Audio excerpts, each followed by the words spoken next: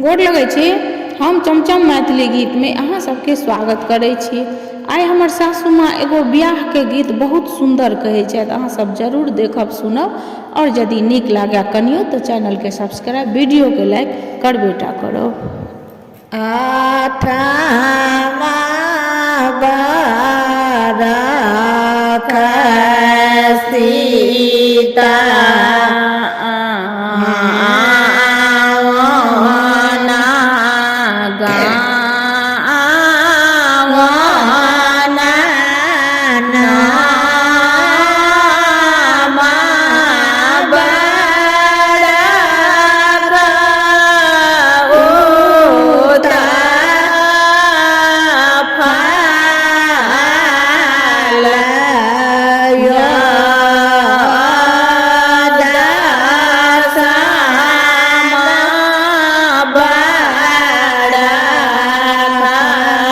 सीता बैसाले मारा चढ़े करो बाबा स्वाम्या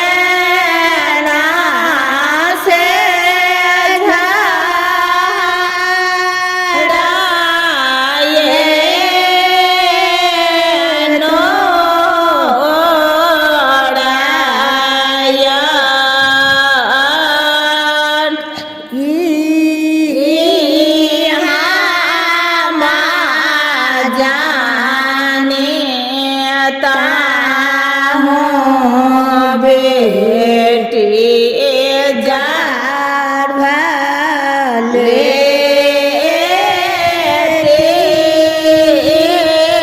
खाए ताहो माने जापा